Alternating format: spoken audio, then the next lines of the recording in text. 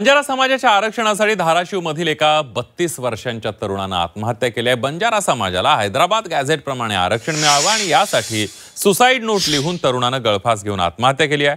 धाराशिवच्या मुरुम मधल्या नाईक नगर इथली ही घटना आहे। पवन गोपीचंद चव्हाण असं या आत्महत्या करणाऱ्या तरुणाचं नाव आहे। जालना इथल्या आरक्षण आंदोलनातून परतल्यानंतर त्यानं टोकाचं पाऊल उचललंय। सुसाईड नोट मध्ये काय लिहिलंय बघूया।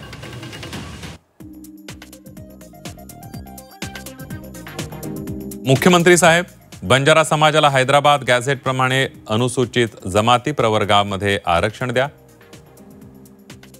असं या सुसाईड नोट मध्ये या तरुणानं लिहिलंय। दुर्दैव आहे की आरक्षणावर आत्महत्या होणं दुर्दैव आहे। खरं या संदर्भातून कोणी आरक्षणाच्या संदर्भात आत्महत्या होऊ नये अशी माझी कळकळीची विनंती आहे। माझं दुःख एवढंच आहे, जो धोका मी मागच्या वेळेला सांगत होतो, राज्यकर्त्यांचे आणि राजकारणी मंडळींचा आरक्षणाचा खेळ होतो, सत्तेच्या समीकरणात त्यांचा खेळ होतो, पण नाहक याच्यामध्ये गरीब भरडला जातो आणि आपला जीव गमावतो।